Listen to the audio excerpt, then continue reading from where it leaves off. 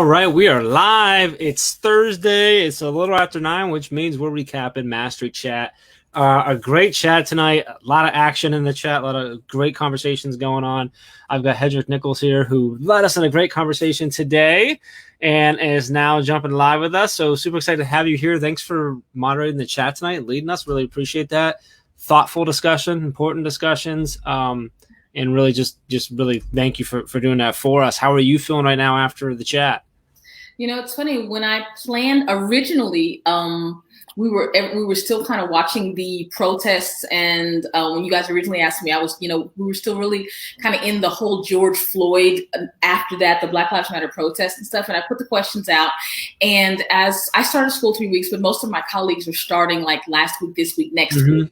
And I was thinking, gosh, I wonder if I should have been doing something, something for school reopening. A lot of people really have that heavy on their minds. I'm also a tech teacher. Maybe I should have really gone on, the whole how to engage kids virtually.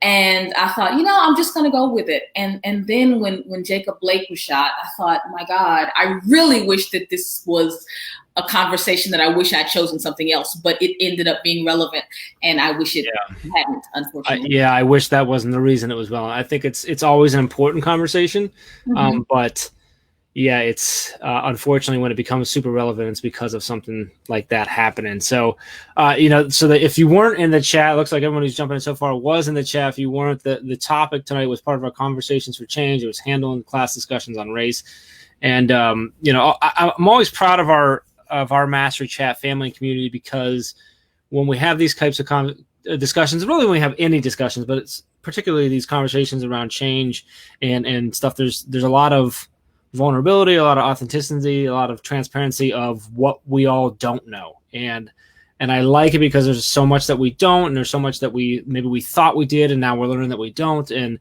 this community really opens up and says, hey, I'm trying to learn. I'm trying to be better, and that makes me proud to be a part of that. So I appreciate you helping us continue to have those conversations. When you were put into, well, let me stop really quick before we go into that more. I want to, just for anybody who's watching who has maybe never met you before, maybe never interacted with you until maybe tonight's chat or right now. Can you give us the sort of introduction to yourself? What do you do? Where you at? What's your role in education? That type of stuff. Make sure you mention small bits in there and stuff too. So, all right, yeah, I am Hedreich Nichols from North Texas. I am a tech teacher, lead educator of educators, an author with my first 2 books coming out very soon, an author and host of Small Bites, the YouTube series on equity strategies. Tell me about the book. When's what you said your first book coming out? Yeah. I mean, I am like, when I say author, I mean like I'm on it big time. I am working on a book on equity strategies for Hedreich Publishing. That's due out next year. And I am working also, I just completed 2 commissioned books for, Solution Tree. And then I just completed 2 commissioned books for a Cherry Lake 6-book series on anti-racism, Black Lives Matter, all of those concepts. And so I just and I just got an email saying the next time you'll see them, it'll be in layout, which was like. That's a good email to get. That's fantastic. So when do you expect them to actually be out? You said those should be in press in October, November, and be out by the first of the year. Okay, great. Wow. And that's a middle school library series. So I'm a middle school teacher. Well, that's super exciting. So I will be in our library. Oh, that's awesome. Well, congratulations on all that. That's awesome. You need to make sure that you're sharing that with the team so we can help make sure everyone's aware of that when that comes out. That's really, really cool. So awesome. So congrats. You're getting a bunch of congrats in the comments and stuff here of people watching. So I want to say really quick hello to some people that are jumping in. Jeff Kaplan, good to see you, buddy. I hope you're out of quarantine now. I'm not sure, you might still have a little bit left. You had to go into quarantine. Livia, good to see you. Lindsay, I'm seeing some other ones that don't have names. The Facebook user. So that's a Facebook. It's their security, depending on where they're watching from, because we're on a bunch of different places. Typically, in a group, it doesn't pop up the way. And my phone's not showing me names either. I don't know why. Oh, I've got and Nikki's here as well. I got one. I see Tracy, my friend from New Orleans, who is still good. Thank God. So yes. Good to know. Yes. Oh, Lydia, thank you. Great to hear. So let's talk about the chat. and I'm gonna try not to take us off topic from what we talked about before we went live. We'll do that later, but let's talk about the chat. So when you were putting that together, the questions, so you said you kind of went back and forth. Did you go back and look at the questions? Did you change anything, or did you leave them what you originally went with? Did you change at all prior to? You kind of left. Okay, so when you were putting those together, what was the goal? What were you hoping that everyone in the chat was going to either to take away, to learn, to sort of? I guess the best way to phrase it is to take away from the chat. What were you hoping they would get out of the questions? It's like you said, we go from murder and outrage to, oh, I got some other stuff I got to do, to murder and outrage and, oh, well, school reopening, or, my children need to go to the dentist, or, if you are not living this experience, often you just kind of retreat into your regular life because it's not present for you. And you saw my son come down. This year, he got taller than me and grew enough facial hair, so the world really doesn't see him as a kid anymore. They see him as a man. And he's had some confrontations that have hit me really hard because my cute little baby boy, who is still this wonderful, sweet kid, is seen as this threatening person to be feared, which may endanger his life.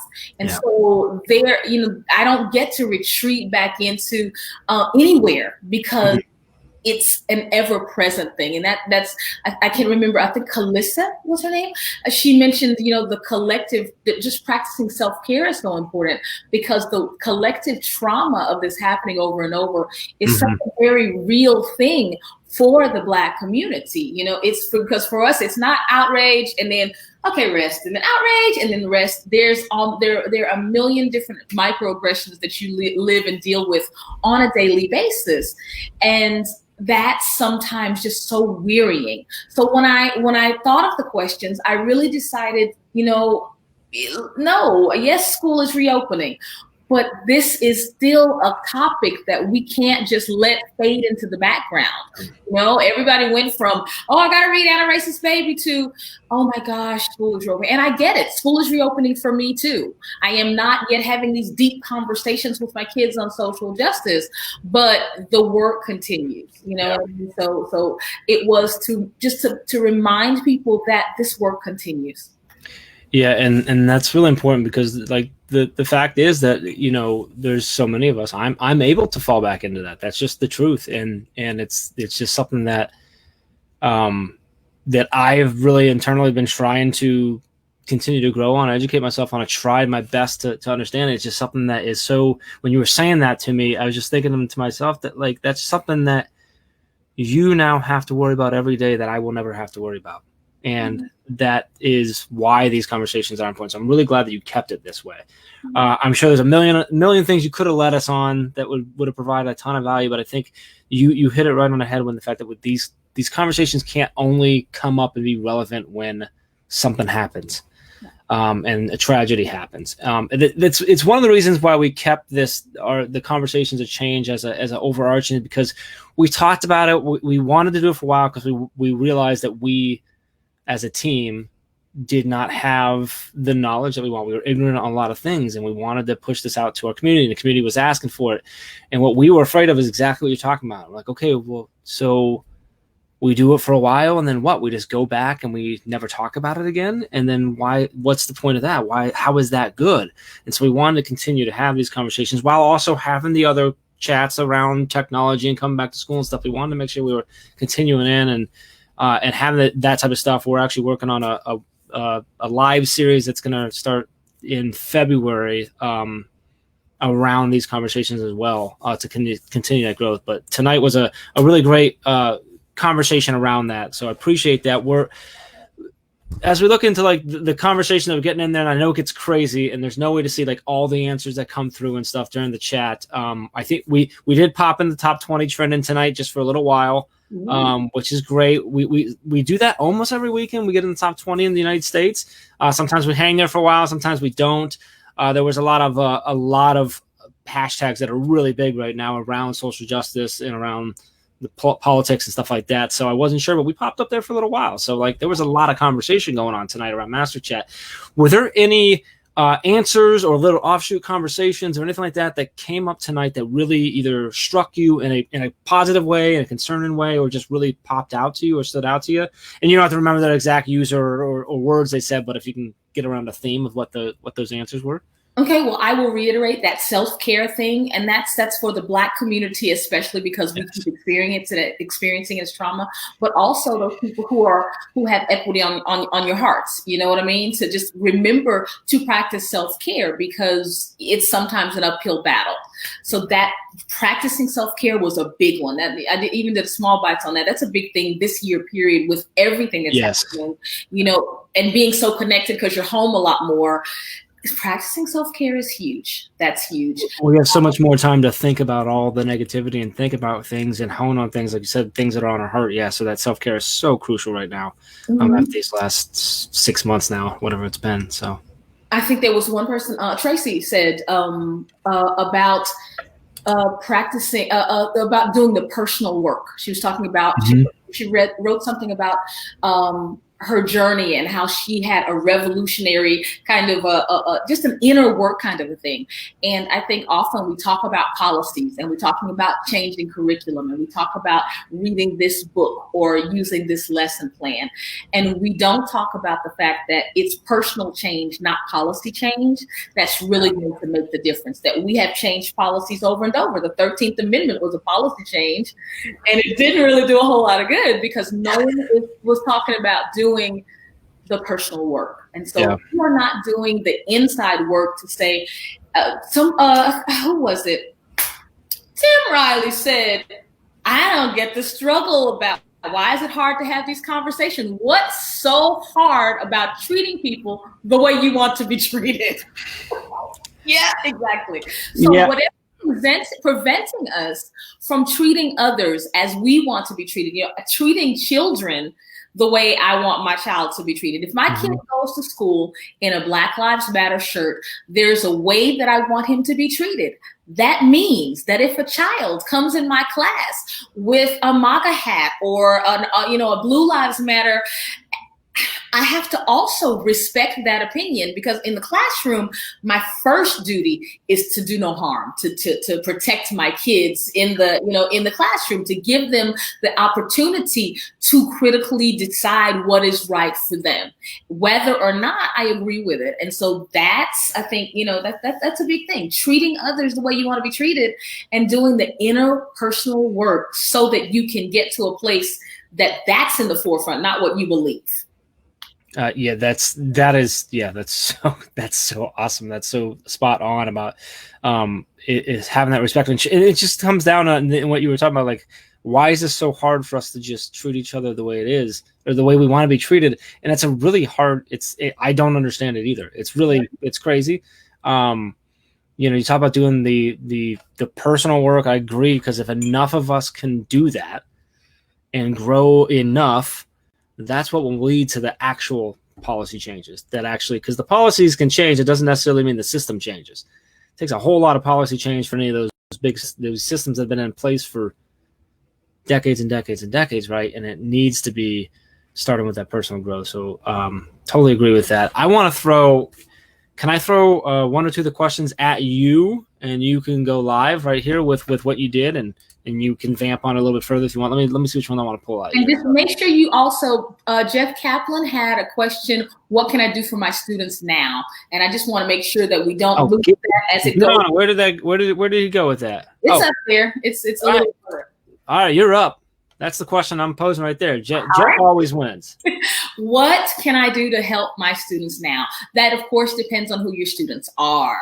If you teach, and I love this, a lot of the people in the Mastery Chat said, I'm from a low diversity suburban school, but I still see it as necessary to bridge the knowledge gap for my kids. So if you're in a low diversity school, then you'll want to bridge the knowledge gap, make sure that they understand that it's it's not their problem. Oh, well, we don't have those issues in our community, but that it's a community problem. I teach the SDGs, the UN Sustainable Development Goals. And if you don't know, like Donna Guerin's and Inspire Citizens work, they do that in a very big way. And that's kind of, it's basically teaching empathy and making sure that empathy turns to action, to actual action, social justice, eradicating hunger, et cetera, et cetera. So when you are in a low diversity school, making sure that kids are globally connected, nationally connected, so that whatever the problems are, knowing that, we are our brother's keeper. If you are in a Title I school where you have large groups of diverse populations that have been more adversely affected by COVID than the rest of the nation, then that you have other work to do. You really want to look up trauma-informed practices and see the kinds of things that the kinds of ways that kids react, so that you might understand the framework for negative reactions and be able to meet them where they are and get them perhaps counseling services, or, kids have moved. I drove down the street the other day and I saw a family living out of their truck. And I thought, my God, this has really affected people where they are now homeless, or families in transition situations where they had to move back in the house with mom and them and grandmom and them. And those situations are very real. And we just meet our kids online and we try to make them, get engaged with our lessons. But knowing that those are the kinds of things that are going on in the background, finding out, really doing what it takes to find out what they need.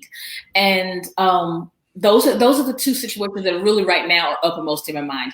Because in the situation where kids have real needs, it's less about teaching about social justice and making sure that, Maslow before Bloom's.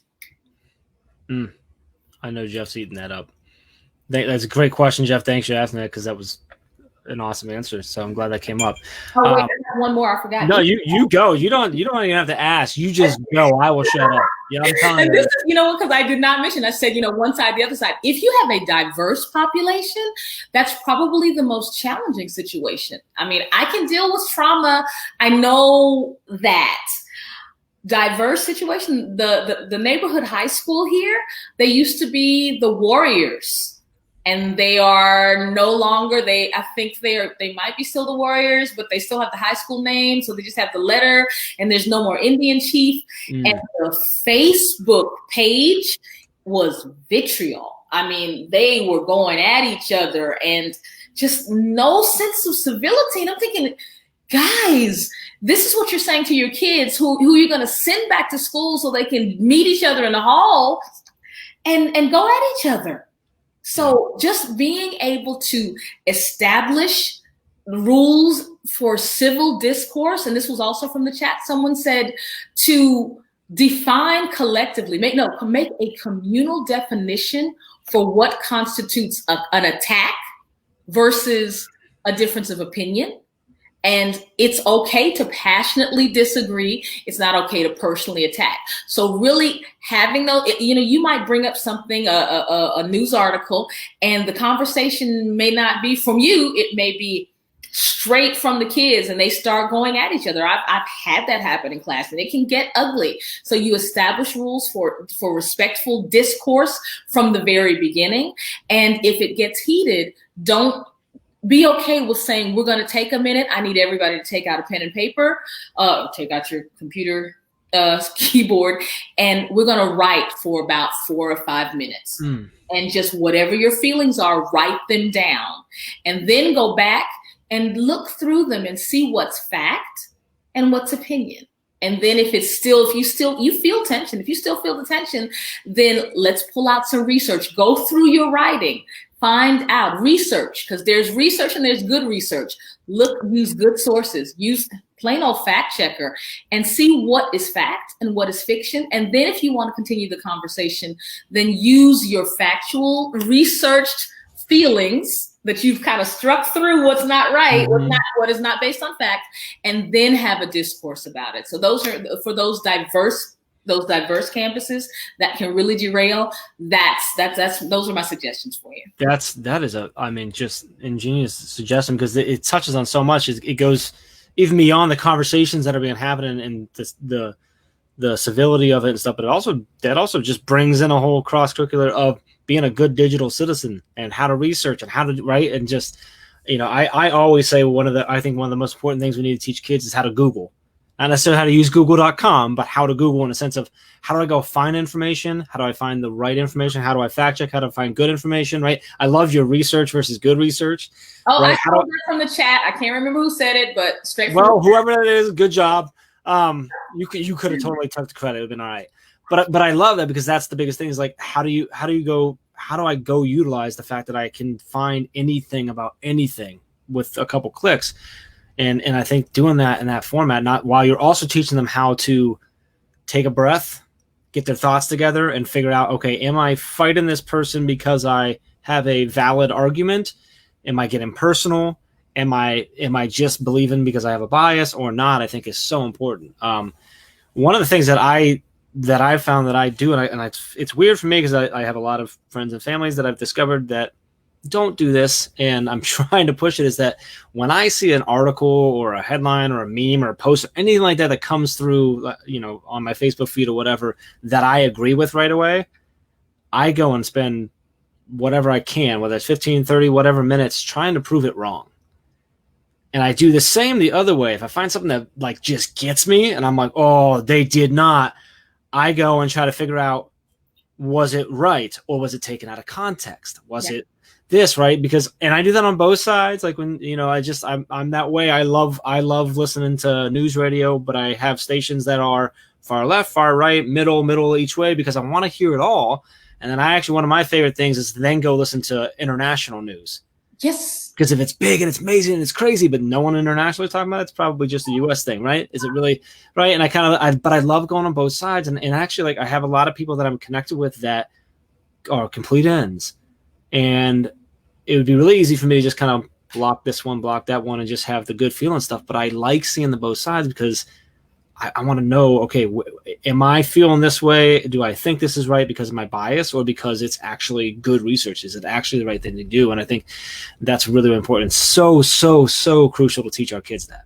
It's hard. It's really hard. Early Small Bites was all about that. One of the strategies is go and read your favorite news outlet, and read a story, read that headline, and then go and find your least favorite news outlet and read the headline from them, and see how divergent those opinions, those points of views can be about the same subject. And when you realize that you do that enough times, you realize that you are not necessarily consuming truth, that journalism in this day and time can be very yellow. Oh, and you talk about the two different sides of the same conversation. Sometimes it's of the same sentence. Yeah. But when it's put in this context, it looks this way, and put in this context, it looks this way, and like there's all these things, and I'm like, oh, like it's so important. It's so important to go both ways and to try. I always try and figure it out. I'm trying to think of our guest. We had a guest on our podcast who did this. I can't think of it. I apologize, but is to, when you ask the question, a lot of times we ask the question like, how can that person possibly think like this? Because he says what he does goes, oh, let me figure out how they could think like this. Why do they think that? Let me go research and figure it out. Let me go actually like jump into it and figure out, are they right or are they really crazy? But like, were they like, when you think like I just think that's so important. We're so quick to just jump into what's comfortable, which is what we already believe, our bias, stuff like that. I think you saw Jeff. He's now, I just saw that and smiled. There's a Team Jeff, Team Ray thing that's been going on for a while, and Jeff's jumping now. So I get it. I get it, Jeff. We'll have to get a shirt going. Thank you, Jeff. Holly, thank you. It's Holly Common, Holly Stewart. So I'm going to throw a question. We kept going. I'm going to pick one and throw one at you here. So you've kind of touched on a lot of this stuff too. This is a good one. And you kind of, I think we already touched on this, but I'm going to let you kind of wrap on it. So heading into an election, how are you preparing to have productive relationships with colleagues and students whose opinion on race and politics differ from yours? We've kind of touched on that, but are you doing anything personally like to prepare for that? Or I'm sure you're aware, at least a little bit aware of like who in your community and your colleagues are here and there and have an idea and stuff. what are you doing to prepare yourself for those conversations? Or I can't imagine you're someone who just stays out of it.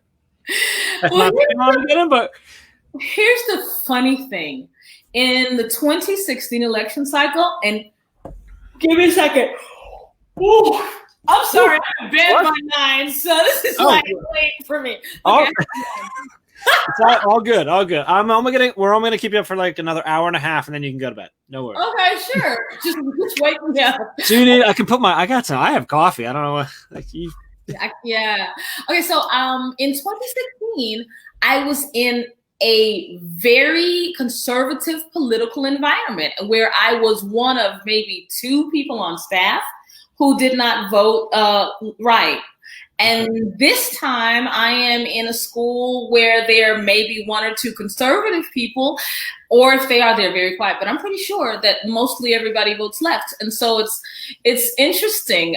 Those are conversations that I really don't have to have very much. Our school is also very diverse. Kind of like Jeff was saying, a large Title I school that has a large international population. So the conversations are interesting, but they are much less U.S. black and white. You know what I mean? It's much broader. So they're not conversations that I'm necessarily preparing for. Having said that, there was one comment from a chat. She said that she's married to an immigrant, I believe, and yeah, I saw that. Yep. Yeah, and she is, but she's a new teacher, a first-year teacher at a new school. And that makes for a difficult position because you don't know, you don't want to misstep. You don't want to be, be seen as a rabble-rouser. Yeah. At the same time, you don't want to be seen as somebody who, doesn't take a stance. Yeah. So navigating that is really difficult. I simply say, be true to yourself. And there's always a way to speak your truth without alienating. Mm-hmm. In the 2016 election, at that particular school, I was able to say, well, I wonder what the other news outlet says about that. Do you look at both? Because sometimes the truth is somewhere in between. Things like that are not, they're not you statements. They're not, you need to be more woke. I hate that.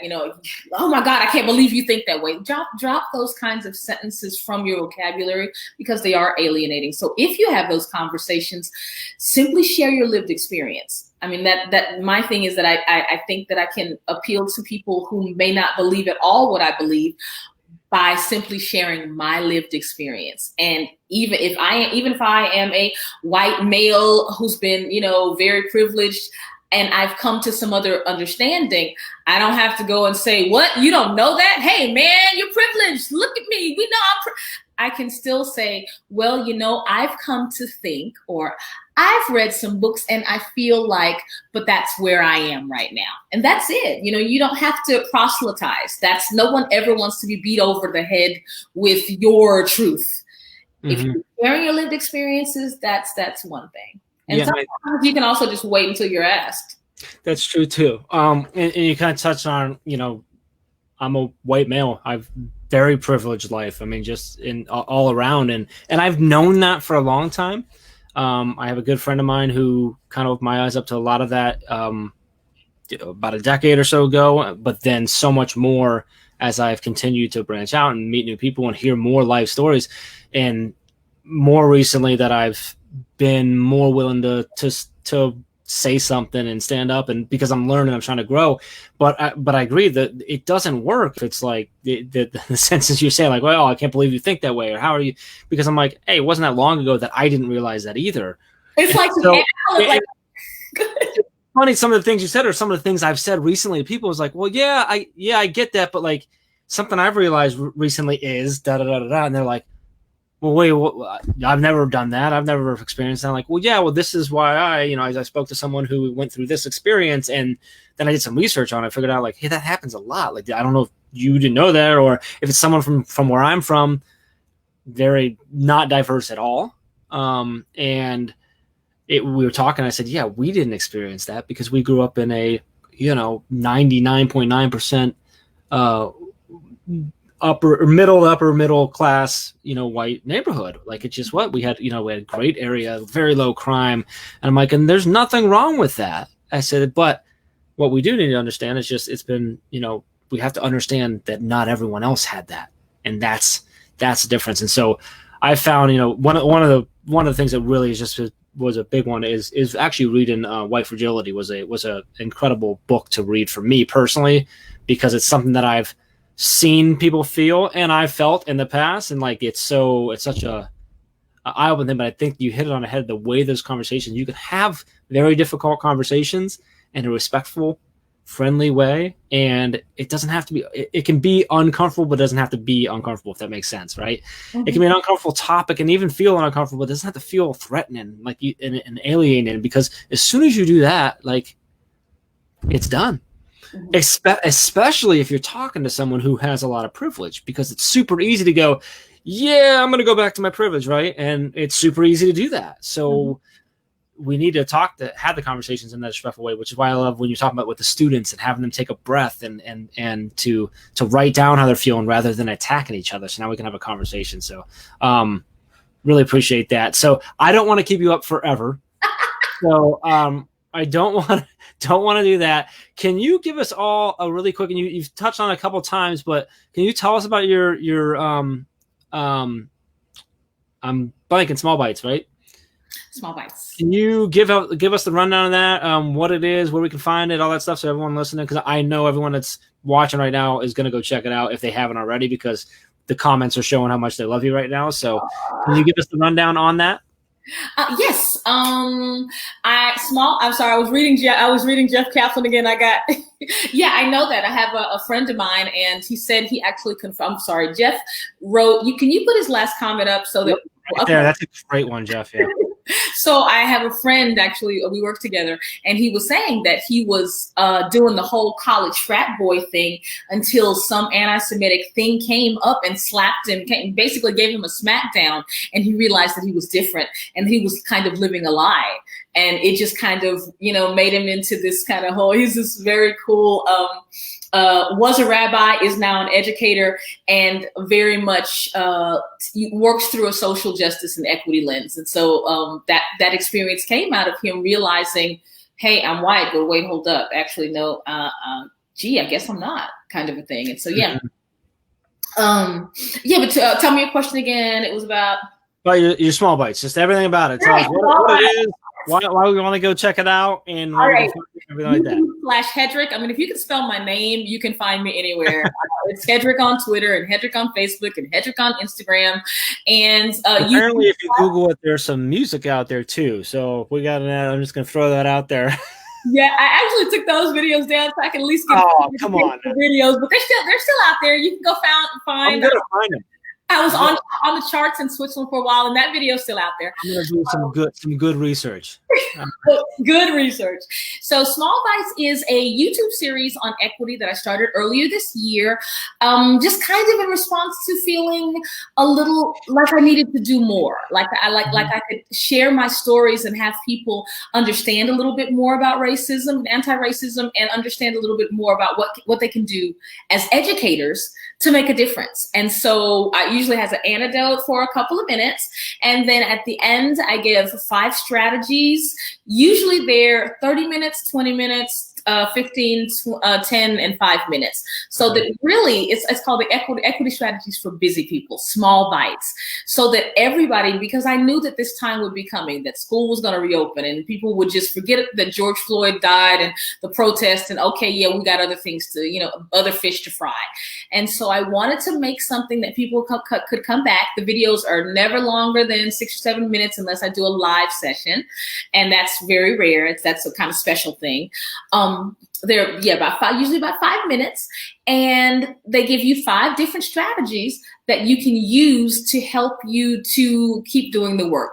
And some of the things only take 5 minutes. Some of them are fun, family-friendly things, like watching an episode of Blackish, which always takes a social justice, historical kind of perspective on things.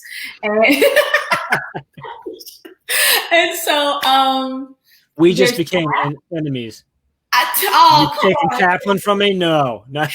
Sorry. God. Go on. Sorry, I shouldn't even put it up. I just threw us off again. I told you. Are really about school reopening. So instead of doing the minutes things for these last 2 weeks, last Friday and tomorrow, they're on content. So that because we think of social justice, leave it to that's humanities, but there are these crazy awesome science and math websites where you can really teach language acquisition, lesson plans, things that you can find that are already created so that you don't have to learn how to use Schoology and make up lesson plans through a social justice lens. Because, hey, how much time do you really have? So, that just kind of takes the work out of planning for this year and allows you to still keep a social justice lens. Like for PE, I'm going to talk about the fact that this week a lot of sports players boycotted their games. Violated their contracts to show support. That was huge. Or last week there was a math one, and it's about the website is not old white dude mathematician. No, not old dead white dude mathematicians. And it's like all these different mathematicians from different cultures that you can actually share with your kids, and especially if you teach in international school, showing them that the math and science people also look like them. So that's kind of where Small Bites is coming from. And you can see it 8 p.m. Central every Friday night on YouTube. Awesome. So there you go. I love it. Thank you so much for an awesome Master Chat, for coming on and hanging out with us. I have a feeling that our audience wouldn't mind seeing you live every now and then more often. So I'm going to work on that, all y'all watching, and I'll do what I can here. So you're jealous, Jeff. Yeah. I'm going to get more. No, I'm going to get more jealous. I'm going to bring you on more, and then they're all going to just leave me. But that's why I come on too. So I can I'm cool by association at this point. So hopefully someone will rub off and whatever. So no, I really appreciate you coming on. I appreciate you leading the chat. It was great and important stuff, and look forward to continue to learn and grow with you. Everyone go check out Small Bites and keep connected, and have an awesome rest of your night. I do want to let you know next week, let's see who we got next week. We got Janice Wyatt Ross next week, and we were talking about building a culture for advocacy. So another one next week going to be great. So appreciate y'all coming out and checking in and being part of the chat. We'll see you next week, same time, 8:00 Eastern. And until then, we appreciate you and have an awesome night. Thanks, guys. Good night, everybody.